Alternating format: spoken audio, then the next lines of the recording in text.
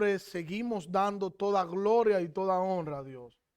En esta mañana, Señor, gracias porque te hemos adorado a través de nuestras oraciones, te hemos adorado a través de las alabanzas, te hemos adorado a través del diezmos y las ofrendas, Señor, y ahora vamos a adorarte a través de la escucha reverente de tu palabra. Te pedimos que tu Espíritu Santo hable a nuestras vidas, que tu Espíritu Santo aplique tu palabra a nuestros corazones, Señor, y que nosotros podamos hacer los ajustes que tengamos que hacer para nosotros vivir vidas que te agraden, Señor, para nosotros poder vivir conforme a tu voluntad. En el nombre de Jesús, Señor. Amén. Vamos a leer en la carta a los Efesios, capítulo 3. El texto de hoy es solo el versículo 10 hasta el versículo 13, pero yo quiero que leamos desde el 8 para que podamos tener el contexto claro de qué es lo que estamos hablando. Dice Efesios capítulo 3, versículo 8 en adelante. A mí, que soy menos que el más pequeño de todos los santos, se me concedió esta gracia: anunciar a los gentiles las inescrutables riquezas de Cristo y sacar a luz cuál es la dispensación del misterio que por los siglos ha estado oculto en Dios, creador de todas las cosas. Nuestro texto de hoy, el que sigue ahora. A fin de que la infinita sabiduría de Dios sea ahora dada a conocer por medio de la iglesia a los principados y potestades en las regiones celestiales, conforme al propósito eterno que llevó a cabo en Cristo Jesús nuestro Señor, en quien tenemos libertad y acceso a Dios con confianza por medio de la fe en Él. Y el versículo 13, ruego por tanto que no desmayéis a causa de mis tribulaciones por vosotros, porque son vuestra gloria. Y vamos a estar hablando en esta mañana de el propósito del plan. Recuerden que ya vimos el plan, el misterio, ese misterio que dice Pablo que le había sido revelado a él para la iglesia, y vimos y hemos estado viendo y tratando todo concerniente a este misterio en este capítulo 3 de la carta a los Efesios, y hoy vamos a ver el propósito del plan. Dios reveló el misterio a la iglesia por medio de Pablo. Pero el misterio no fue revelado porque sí, porque a Dios se le ocurrió simplemente revelarlo porque sí. No, Dios es un Dios de planes y Dios es un Dios de propósito. Nosotros somos quienes a veces hacemos las cosas y ni siquiera nosotros sabemos por qué hacemos las cosas que hacemos. A veces hacemos cosas que nos preguntan, ¿y por qué tú haces eso? No sé, porque yo vi que un día Abraham la hizo y la vi que estaba bonita y que se veía bien y la hizo. A veces somos así, a veces hacemos las cosas simplemente porque vemos a otro porque sí y no tenemos una razón clara de por qué hacemos las cosas que hacemos. Bueno, en Dios eso no pasa. Dios nos hace la cosa al azar. Dios tiene un plan detrás de cada cosa que Dios hace. Dios creó todas las cosas, pero la razón de ser de todas las cosas no son las cosas, sino que es la gloria de Dios. Por eso dice y nos enseña las Escrituras que todo fue creado por medio de Él y para Él. El propósito del Antiguo Testamento era Cristo y su gloria. El propósito central y principal de todas las cosas sigue siendo Cristo y su gloria. El propósito de toda la Escritura es la persona de Cristo. Entonces, el propósito principal de todo podemos concluir diciendo que es la gloria de Cristo. Todo lo que Dios hace, reitero, Dios lo hace con un fin, con un propósito. No es que Dios se equivocó o qué pasó en tal o cual situación porque como que estamos viendo como que fue o que ha sido algo distinto. No, Dios no se equivoca. Todo responde a sus planes, propósitos. Los seres humanos se equivocan. ¿Verdad que sí? Los médicos se equivocan. Y usted va al médico y le ponen un tratamiento y después usted vuelve y dicen, ese como que no era el tratamiento correcto. Y vamos a ponerle ahora otro tratamiento. Los médicos se han equivocado hasta en operación. Pregúntenle a la hermana Yolanda que a ella le dijeron 2 años de vida solo le quedan 2. En 2 años usted se muere. Así mismo, cruel. Solo le quedan 2 años de vida. Hace muchos años de eso, hace varios años de eso, y Yolanda todavía está aquí con nosotros. Quien determina la vida o quien determina la muerte no es el hombre, es Dios. No importa qué tan enfermo puede estar una persona, quien determina la partida de un ser humano de esta tierra no es el hombre. De hecho, hay personas todavía hoy que han sido afectadas por palabras que le han dicho médicos, porque sabemos que la ciencia está ahí, pero ellos no son los que tienen la última palabra. La última palabra la tiene Dios. Y eso es así. Hay médicos que operando le han dejado gasa a los pacientes dentro. Hay médicos que le han dejado tijera dentro en una operación. Y le hablo del médico porque hubo una época donde la gente decía que lo más parecido a Dios era un médico. Bueno, eso es una locura decir eso. Lo más parecido a Dios es Dios. Nadie se parece a Dios. Nadie se iguala a Dios. Nadie se compara a Dios porque Dios no tiene igual. Dios es Dios y punto. El ser humano es un ser imperfecto. Es un ser que comete errores. Y muchos de los errores que comete el ser humano, a veces esos errores terminan cobrando vida, como en el caso de los médicos. Cuando el hombre hace las cosas que hace, el hombre la hace porque el hombre persigue su propia satisfacción. ¿Qué hay detrás de las cosas que hace el hombre? Su propia satisfacción y su propio deleite. Yo le he dicho en otras ocasiones que teniendo yo 12 años acabando de llegar del colegio, y me miran como 12 años así, como que clavándome. Eso fue los otros días.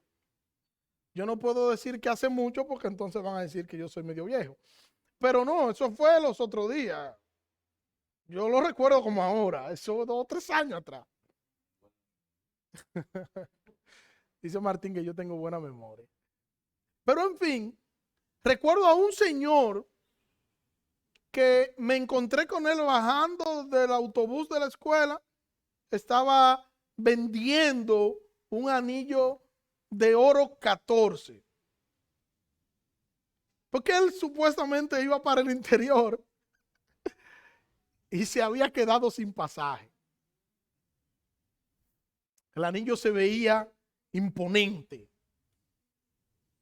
El anillo se veía hermoso. Cuando él me presentó el anillo y me dijo que lo vendía y que lo vendía que me lo daba en 200 pesos porque él no lo estaba vendiendo, era que él no quería pedir y no tenía pasaje para irse. Mi mente se trasladó al salón de clase al otro día siguiente, los muchachos mirándome en la mano y diciendo, wow, qué anillazo tiene Daniel. El Señor me reiteró que es un favor que tú me vas a hacer. Hazlo por mí, porque es que el anillo no vale eso, el anillo vale más. Pero yo necesito el dinero. Y yo dije, yo lo voy a hacer por usted. Yo loco por arrebatarle el anillo de la mano, porque el anillo se veía bonito. pero yo lo voy a hacer por usted y lo voy a ayudar. Y le di los 200 pesos.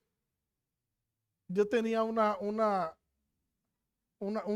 dicotomía entre felicidad y satisfacción. Yo no sabía por cuál de las dos, en cuál de las dos quedarme. Pagué el anillo, la persona se fue. Yo feliz, porque al otro día yo iba a ir a presumir mi anillo al colegio. Me puse mi anillo. Todo yo. Pero tenía que fregar algo. Cuando yo llegué, tenía que fregar algo antes de comer. Me puse a fregar algo. Y cuando terminé, descubrí que el anillo bello y hermoso estaba negrecito. Ustedes se ríen porque no fueron ustedes. Si hubieran sido ustedes, ustedes habían estado llorando todavía. Negrecito estaba el anillo. Como que fue que le pusieron una pinturita de agua y al yo exponerlo al detergente, automáticamente se puso al anillo. Mi satisfacción se fue al piso.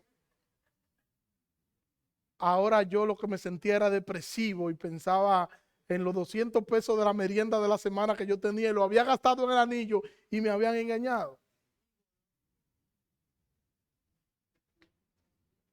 Pero si se da cuenta, yo no estaba haciendo eso para yo ayudar a la persona, era porque yo quería y yo me quería mostrarle a los muchachos del curso que yo tenía un anillo y que yo tenía esto y que era solo para yo presumir.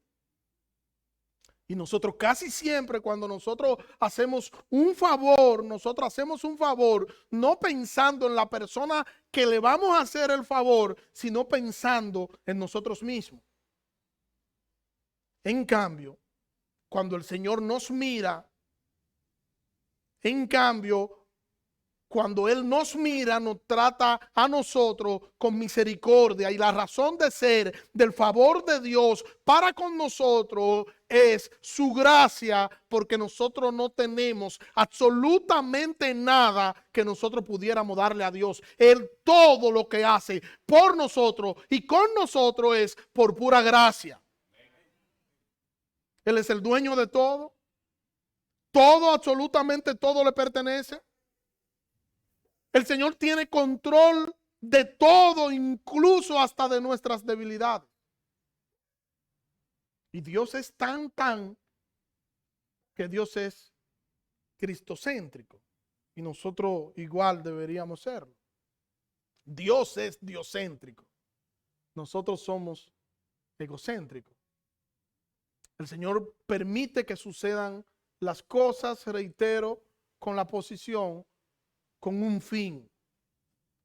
Y a veces nosotros ni siquiera entendemos las cosas que están sucediendo alrededor de nosotros ni en nosotros. Y a veces cuando estamos nosotros en medio de una crisis, nosotros no vemos absolutamente nada ni entendemos nada. Y a veces entendemos un poco después que salimos de la crisis, es que empezamos a ver, oh, pero mira lo que Dios hizo, oh, pero mira tal cosa, pero en el momento casi siempre no entendemos lo que Dios está haciendo. Solamente a veces cuestionamos y decimos, ¿qué sucede? ¿Qué Dios está haciendo? Y Dios está ahí. Y la muestra de que Dios está ahí es que no hemos sucumbido, es que no nos hemos desaparecido, es que su misericordia y su gracia han sido latentes para con nosotros.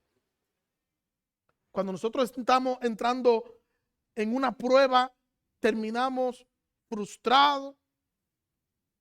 Y a veces decimos, Señor, ¿por qué me pasa eso a mí? Yo soy tu hijo. Abraham se comporta peor que yo. Y a Abraham no le pasa lo que me pasa a mí. Somos así. ¿Por qué a mí?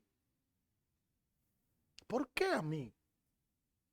Hace muchos años, como 15 años, yo conocí una señora que yo le estaba predicando y ella me dijo, yo me fui del evangelio. Y yo me fui del evangelio porque yo tenía 10 años haciéndole una petición al Señor. Y El Señor nunca contestó mi petición. Sin embargo, venían otros nuevos a la iglesia y pedían y Dios le daba. E incluso pedían lo mismo que yo estaba pidiendo y Dios se lo daba y a mí nunca me lo dio. Y eso nos lleva, o a mí me llevó a pensar y a meditar. Porque a veces nosotros creemos que la oración es una especie de amuleto, o la oración nosotros la tenemos para nosotros presionar a Dios y el Señor va a hacer exactamente todo lo que nosotros le pidamos. Nosotros somos un grupo de niños malcriados que vamos a donde Dios a presionarlo y el Señor presionado dice, corran, corran, que Él está pidiendo, denle lo que Él pide. No, no es así. Dios es un Dios de plan y de propósito, hasta en nuestras oraciones, en nuestras peticiones, en nuestras vidas. Dios no actúa al azar. Dios es un Dios de planes y de propósito y lo vamos a ver y lo vemos en nuestras vidas diarias. Pablo tenía un aguijón. El apóstol Pablo tenía un aguijón y dice Pablo en Corinto que él le pidió al Señor que 3 veces que quite ese aguijón de él. Y el Señor le dijo, bástate mi gracia porque mi poder se perfecciona en medio de tu debilidad. El Señor no le quitó la aflicción, el Señor no le quitó el problema, el Señor le dio fuerza para que pueda resistir en medio del problema. No siempre el Señor nos va a quitar el problema. No, no lo va a hacer siempre. Pero sí siempre nos va a dar la fuerza para que nosotros podamos soportar y podamos terminar firme. Es posible que el Señor no nos quite la enfermedad cuando vayamos a orar porque estamos enfermos. Pero sí el Señor nos va a dar la fuerza para nosotros poder resistir y vivir con el problema de salud que podamos tener y nos va a suplir para que podamos comprar nuestros medicamentos. Y nosotros deberíamos estar en la posición de nosotros aceptar la voluntad de Dios sin importar cuál sea. Debería ser eso lo ideal. Si Él hace lo que nosotros le pedimos, vamos a alabarlo. Pero si no lo hace, de igual manera vamos a alabarlo. ¿Recuerdan los muchachos del horno de fuego? Rey, nuestro Dios puede librarnos, pero si no nos libra como quiera, nosotros no nos vamos a inclinar ante tu imagen. Vamos a adorar a Dios en la vida o en la muerte. Y esa fue la posición de ellos. Nosotros estamos en esta vida y estamos en esta vida de pasada. Somos peregrinos aquí y un día o vamos a salir de esta tierra o Cristo vendrá por nosotros. Y nuestro norte, entonces, no deberían estar en las cosas que perecen, sino que deberían estar donde está Cristo sentado a la diestra del Padre. Jesucristo debería ser nuestra razón de ser, aunque nosotros no entendamos las cosas que estén sucediendo en nosotros y alrededor de nosotros. Pablo está diciendo aquí en Efesios capítulo 3, Pablo está diciendo que hay un plan con el misterio. Pero y es el mismo Pablo que ya nos había dicho que nosotros ahora vemos por espejo, o sea, no vemos las cosas claras, sino que un día cuando estemos con el Señor vamos a ver las cosas tal y como son. Ahora nosotros vemos las cosas distorsionadas, pero un día cuando estemos con el Señor vamos a ver las cosas tal y como son. Debemos confiar que el Señor tiene cuidado de nosotros. Dios es un Dios de planes. Dios es un Dios de propósitos. Nuestro Señor, hermano, no actúa al azar ni por caprichos. Dios tiene un plan. Cuando la barca se hundía, los discípulos estaban desesperados. Los discípulos creían que iban a morir. Dios tenía un plan. Cristo tenía un plan de mostrarle su poder sobre la naturaleza y de mostrarle que Él era Dios. Cuando Goliat salió aquella mañana a desafiar al pueblo de Israel, Dios tenía un plan que involucraba a un pastor, a un joven pastor llamado David. Cuando Elías se sentía amenazado por Jezabel y quería morir por el peligro que esto suponía, Dios tenía un plan. Cuando Elías le dice, Señor, esto se embromó, todos los profetas lo han matado y solamente yo he quedado. El Señor le dice, no, Elías, yo me he reservado 7,000 que no han doblado sus rodillas contra Baal. Cuando nosotros vemos la situación difícil, cuando vemos la situación oscura, cuando los vientos están azotando sobre nuestras vidas, abramos nuestros ojos y veamos que tenemos a un Dios que tiene planes y propósitos y que no vamos a sucumbir ante el mal porque Dios está con nosotros. Hermano, el Señor está con nosotros. Y Dios es un Dios de planes. Y Dios es un Dios de propósito. Y sus planes y sus propósitos se están cumpliendo en nosotros. Tiene un plan. Tiene un propósito. Y nuestro Señor no falla. Tiene un plan con nosotros. Hermano, tiene un plan contigo. Y aunque tú no entiendas, aunque no lo entiendas, el Señor está ahí contigo. Y al final tú verás la luz de Dios. Cuando pase algo que tú consideres que es negativo, recuerda siempre que el Señor tiene un plan. Gózate sabiendo que Dios tiene un plan aunque tú no lo conozcas. Dios tiene un propósito con cada cosa que le sucede a los creyentes. Las cosas no nos suceden porque sí. No. Nosotros tenemos que confiar y tenemos que creer que Él hará y que Él está haciendo conforme a su voluntad. Pero Él contestará mis oraciones. Él te va a contestar las oraciones a su tiempo. Y te la va a contestar con la respuesta a lo que tú estás pidiendo, o la va a contestar con un silencio o con un no. Pero Él te va a contestar. Hermano, Dios sabe más que nosotros lo que realmente a nosotros nos conviene. Hermano, el Señor sabe que a nosotros nos conviene, incluso más que nosotros mismos.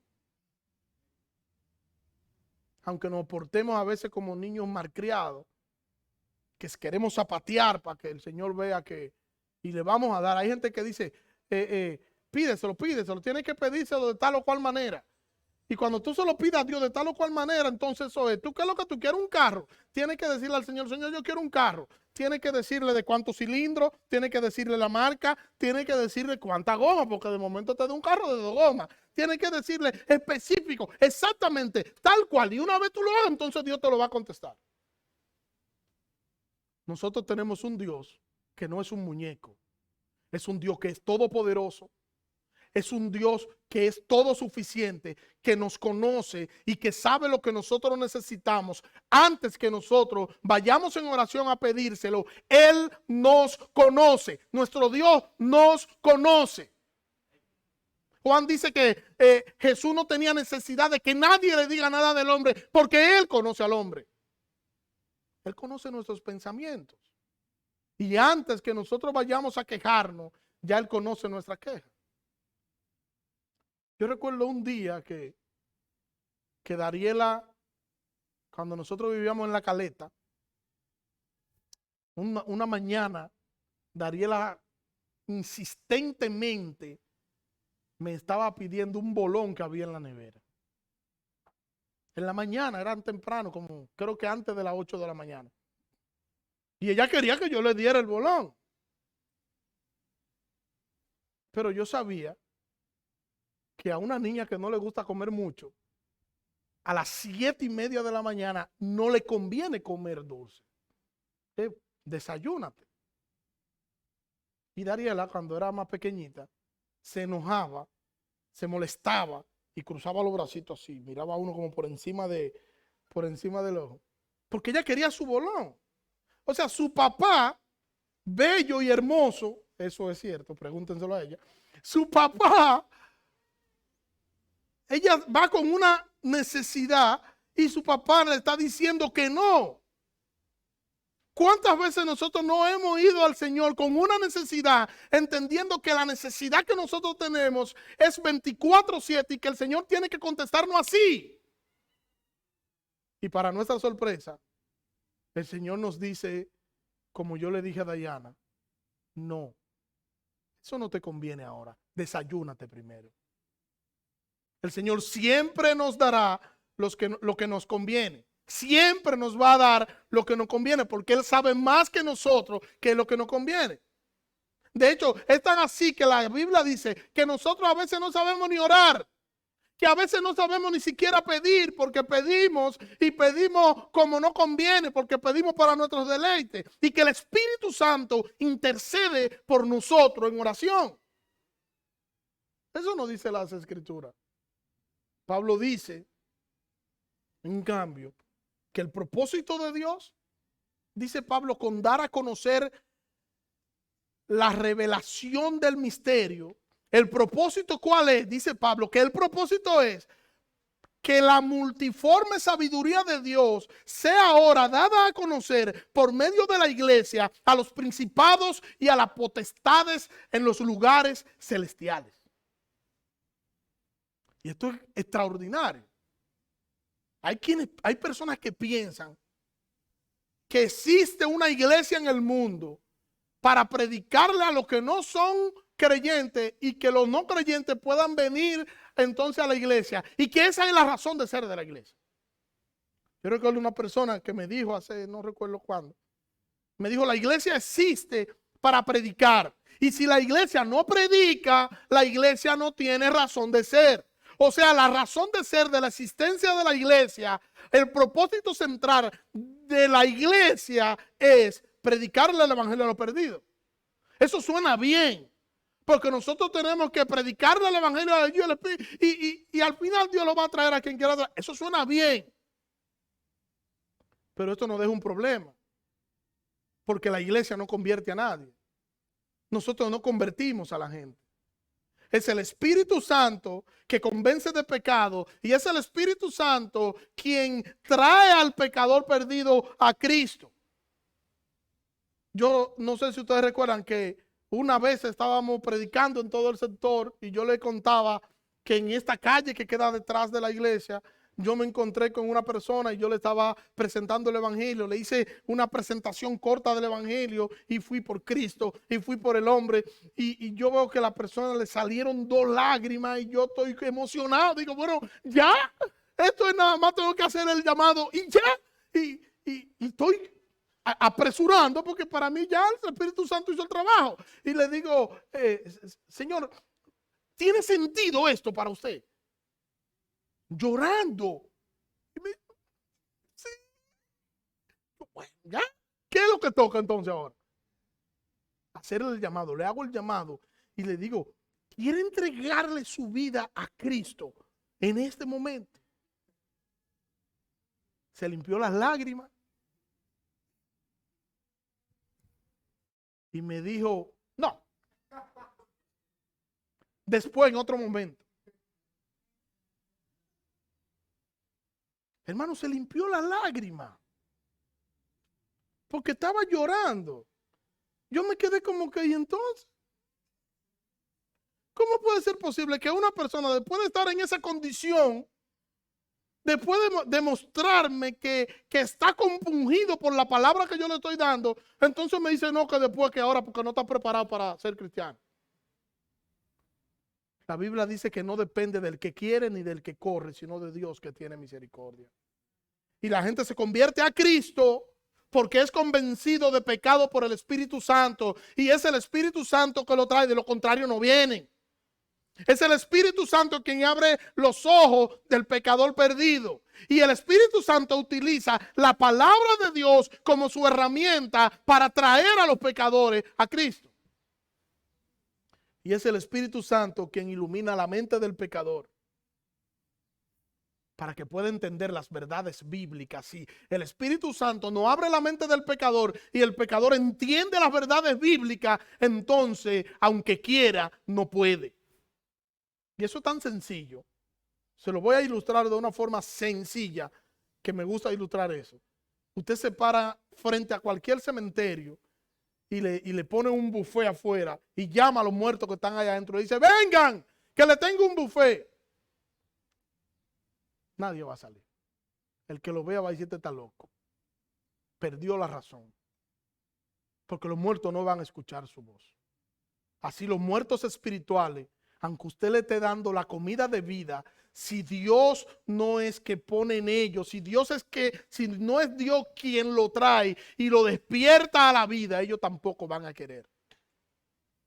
El propósito supremo, entonces, de la iglesia es glorificar a Dios mediante la manifestación de la sabiduría delante de los ángeles, sean ángeles buenos o sean ángeles malos. Voy a repetir eso. El propósito supremo de la iglesia es glorificar a Dios mediante la manifestación de la sabiduría delante de los ángeles buenos y de los ángeles malos. ¿Cuál es el propósito del universo? Mire lo que dice el Salmo 19, versículo 1. Los cielos cuentan la gloria de Dios y el firmamento anuncia la obra de sus manos. El propósito del universo es mostrar la gloria de Dios. La iglesia no es un fin en sí misma. Nosotros no venimos aquí a sentirnos bien y a pasar un momento chévere, como si fuera un club social y venimos chévere, porque cada vez que nos sentimos aquí como que entonamos y nos juntamos para decir muchas cosas, para cantar, porque cuando cantamos nos sentimos como que dicen los muchachos, ruling. No. Entonces, para poder cumplir eso, vamos entonces a inventarnos cosas en el servicio, porque nosotros hacemos las cosas para sentirnos bien y de repente vamos a correr, vamos a bajar, vamos a subir, vamos a dar brinco, vamos a saltar, vamos a hacer todas las cosas que a nosotros nos hagan sentir bien. La iglesia no es un fin en sí misma. El fin de la iglesia es la gloria de Dios. Y cuando nosotros nos reunimos como iglesia, nosotros nos reunimos a hacer un servicio público para Cristo, para la gloria del Señor. Entonces la iglesia debería perseguir la glorificación de su Señor, la gloria de su Salvador. Toda la creación glorifica a su Señor y lo glorifica aún sin proponérselo. Porque no es que la creación se propone, porque estamos adorando a Dios, no, es que fueron creadas con un fin, fueron creadas con un propósito y mientras estén cumpliendo su fin y su propósito, están haciendo lo que su creador le ordenó hacer y están dando gloria a Él. Fueron creados para la alabanza de la gloria de su Señor. Los ángeles en el cielo de manera intencional glorifican a su Señor. Los demonios en los lugares celestiales, en el infierno, donde usted quiera, los demonios sin proponérselo glorifican a su Señor, glorifican a su Creador.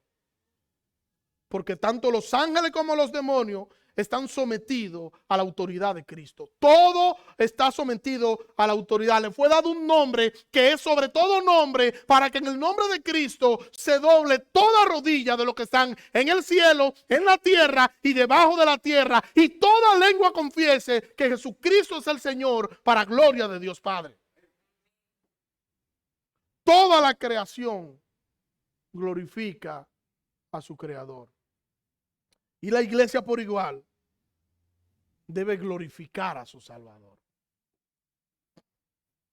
Los ángeles ven el poder de Dios manifestado en la creación. Y la creación le dice a los ángeles el poderío de su Dios. Pueden ver la ira de Dios manifestada en el monte Sinaí. Pero también pueden ver el amor de Dios en el Calvario. Dios ocupando el lugar del pecador perdido que Él había escogido en Cristo. Pagando Dios en aquella cruz la deuda que teníamos con la justicia divina. Y allí en la cruz podemos ver el amor de Dios. Un amor único, un amor incomparable, un amor majestuoso. Pero su multifacética sabiduría solo se puede ver cuando Dios toma a los creyentes judíos, a los creyentes gentiles, los unifica en un solo cuerpo, haciendo un edificio con todos ellos, haciendo un solo cuerpo, haciendo una iglesia con un fin y con un propósito que es la gloria de su santo nombre. Y esta sabiduría es exhibida a los ángeles por medio de la iglesia. Imagínense en los ángeles, yo ni siquiera me imagino la capacidad de un ángel. Un ángel puede, me imagino que trasladarse y decir, déjame llegar a Estados Unidos, ¡pam!, en fracción de segundos. Tienen habilidades que no tenemos nosotros. Bueno, la iglesia le exhibe a los ángeles la relación de Cristo con ella. Y los ángeles quedan perplejos cuando ven la relación de Dios con la iglesia.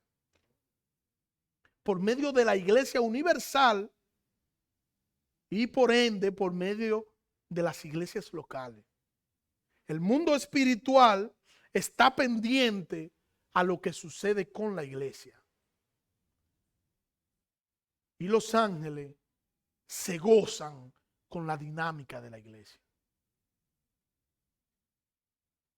Y los demonios se retuercen con la dinámica de la iglesia.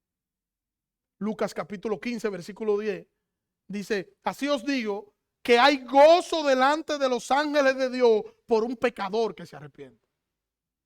Cuando un pecador viene a Cristo, los ángeles se gozan.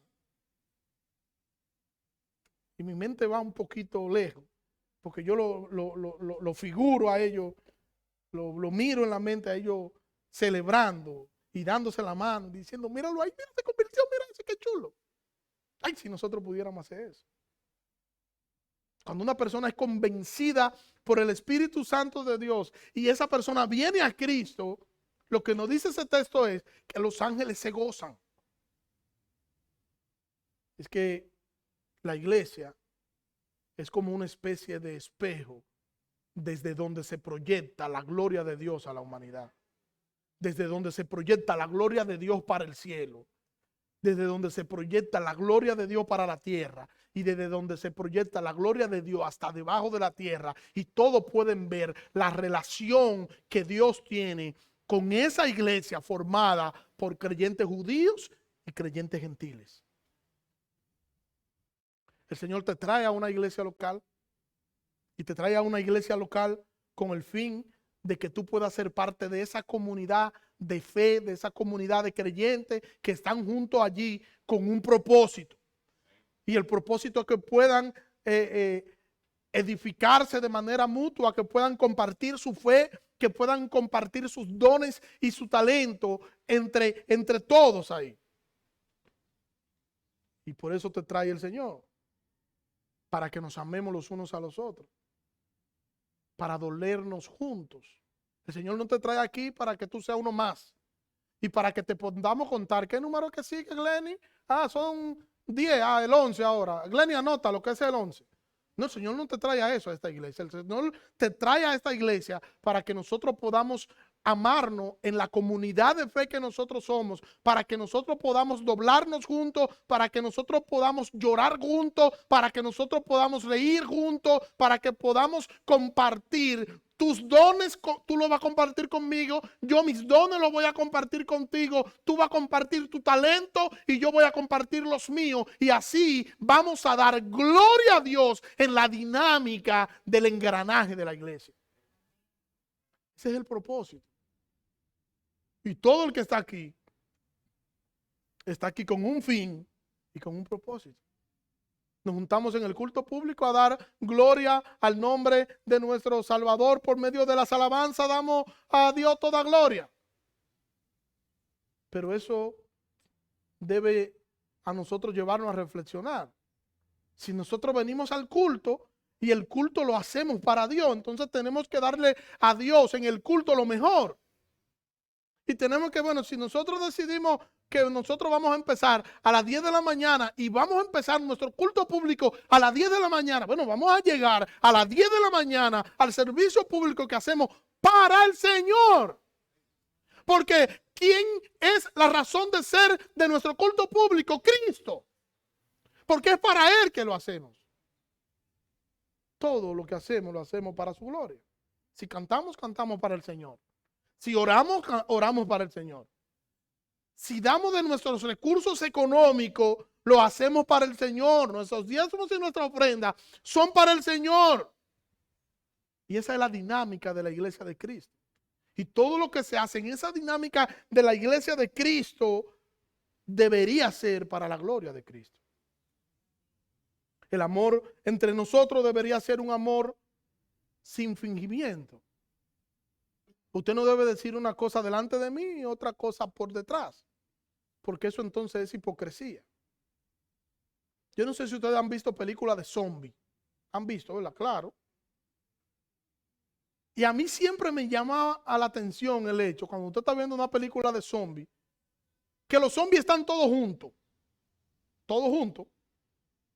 buscando a otra gente para comérselo. Pero ellos no se atacan entre ellos.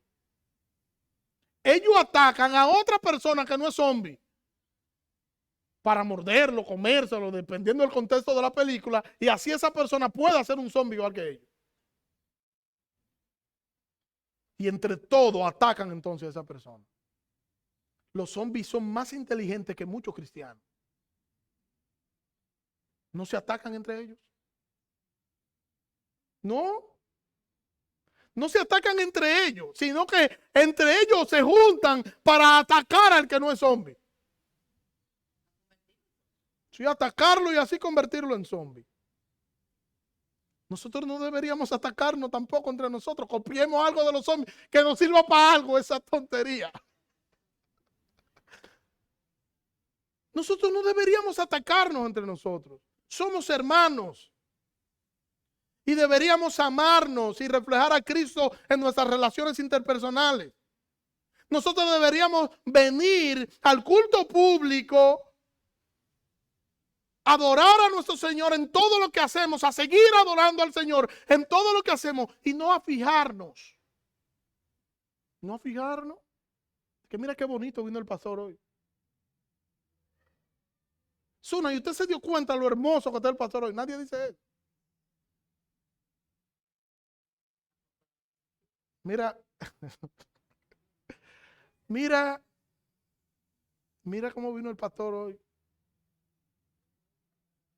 Y hablamos es para criticar, no para, ¿verdad? Nosotros no debemos venir a fijarnos porque nosotros no estamos en una pasarela. Estamos en un culto público. Y si usted vino y vio que mi chaqueta tenía un hoyo por detrás, yo no la vi. En vez de usted llamar a otra gente y decirle, ¿tú viste la chaqueta del pastor que tiene un hoyo para atrás?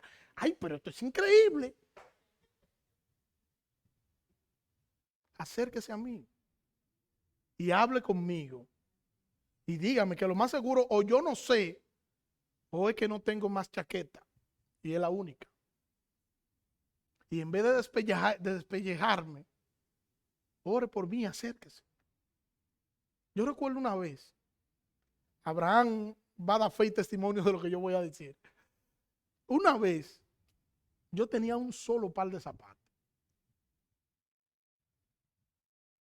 Era un zapato multifacético, de multiuso. Yo lo usaba para trabajar, pero cuando yo llegaba del trabajo, lo limpiaba, ya yo lo veía diferente y lo usaba para salir. Cuando llegaba a la casa, volvía y lo limpiaba, ya yo lo veía diferente y lo usaba para estar en la casa. Eran los únicos zapatos que tenía. Yo le decía a los asesinos, porque mataba toda la ropa con ellos. Pero un hermano, lo interesante de eso es que un hermano me dijo a mí un día, usted no debería ponerse esos zapatos con esa ropa porque no le combina en nada. Los únicos. Y yo me preguntaba por dentro, no le dije nada, pero me preguntaba por dentro, ¿y qué hago? Ando descalzo entonces. Usted se imagina, yo descalzo en la iglesia predicando.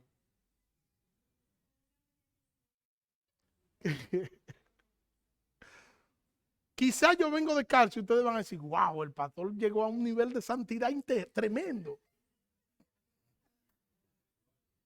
El Señor le dijo como a Moisés, quítate el calzado de tus pies, porque el lugar donde pises es santo. El pastor llegó a un grado de santidad tal que es de calzo que anda.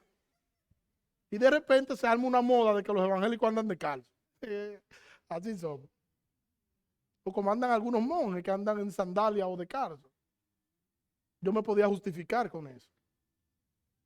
Pero ni quiero ni decirle qué sucedía cuando llovía, porque abajo tenían un hoyo. Cuando yo tenía que pisar la calle húmeda,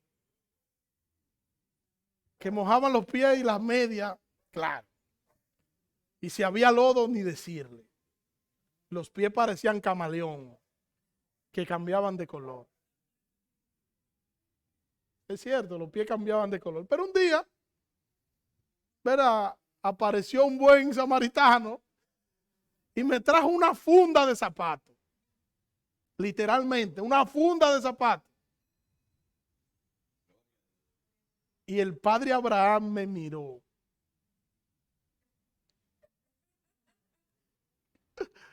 Como diciéndome, por fin vamos a salir de esos zapatos. En serio, ahora hasta ahí que no me deja mentir. Pero ¿qué es lo que yo quiero decir con eso, hermano? Que cuando usted ve a un hermano que tiene una necesidad, ayúdelo. Si usted no lo puede ayudar, ore. Pero no lo critique, que usted no sabe por la situación por la que ese hermano puede estar pasando. Acérquese a ese hermano y ofrézcale su ayuda. Para que ese hermano se sienta amado por usted, ofrézcale su ayuda, ayúdelo. En vez de criticarlo, en vez de usted yo me imagino a la gente que me criticaba. Mira, se puso una chaqueta gris con unos zapatos. Se puso una chaqueta negra con unos zapatos. Y sin embargo no sabían que era que yo necesitaba unos zapatos. Ahora, debo hacer la aclaración que hace mucho tiempo de eso. Yo tengo zapatos. No, porque veo a algunos mirándome como con pena, como que, ay, pobre pastor. Ya yo tengo zapatos. No, y Maribel se atreve a venir el domingo entonces, con una caja. No. Yo tengo zapatos. Le estoy dando un ejemplo. Así no. Nosotros somos, hermano, el cuerpo de Cristo. Nosotros somos la iglesia de Cristo. Y nosotros estamos juntos en una iglesia local para la gloria de Dios. Y eso no podemos perderlo de vista. Nosotros vamos a mostrar que Dios vive en nosotros en la medida en la que nosotros nos amemos. Mateo 18:10. Mirad que no menospreciéis los unos a los otros. Porque os digo que sus ángeles en los cielos ven siempre el rostro de mi Padre que está en los cielos. Dice Mateo que los ángeles están siempre contemplando el trato que el Padre le da a sus hijos. Y están contemplando ese trato de esa relación de Cristo y la iglesia. Y los ángeles están perplejos. O como decimos nosotros, boquiabierta. Perplejo. Por la forma en la que el Señor nos trata a nosotros. Mire cómo lo dice la primera carta de Pedro, capítulo 1, versículo 12. A esto se le reveló que no para sí mismo, sino para nosotros administraban las cosas que ahora os son anunciadas por lo que os han predicado el evangelio por el Espíritu Santo enviado del cielo. Y oiga cómo termina este versículo bíblico. Cosas en las cuales anhelan mirar los ángeles. Los ángeles anhelan mirar. Y pensar que hay algunos hermanos que se sienten al menos. Que dicen, ¿qué yo hago? Yo como que no sirvo para muchas cosas. Y Pedro dice que los ángeles anhelan mirar las cosas que están sucediendo alrededor de la iglesia. Anhelan mirar la predicación nuestra. esa dinámica del culto donde nosotros damos gloria a Dios y Dios nos hace sentir que Él está presente y nos vamos con la bendición de que estuvimos adorando en la presencia del Señor. Los ángeles están boquiabiertos con eso. No entienden eso. Los ángeles no entienden la relación de Cristo con la iglesia. Cuando nosotros oramos, cuando nosotros estamos necesitados que nuestro Dios sale a socorrernos, los ángeles se quedan perplejos. Y me imagino yo a los ángeles diciendo, wow, eso es maravilloso. Y a mí me gusta como el pastor MacArthur grafica esto. Mire cómo el pastor John MacArthur lo grafica, cito. En el salón de clase del universo de Dios, Dios es el profesor. Los ángeles son los estudiantes. Y la iglesia es la ilustración. Y el tema es la multiforme sabiduría de Dios. Fin de la cita. Wow. Nosotros somos, dice MacArthur, la ilustración que Dios utiliza para Dios mostrar la multiforme sabiduría de Dios, y los ángeles que están en el salón de clase de Dios están atentos y perplejos. Wow. Todas las cosas dan gloria a Dios. La creación da gloria a Dios. Los ángeles dan gloria a Dios. Los demonios dan gloria a Dios. Toda la creación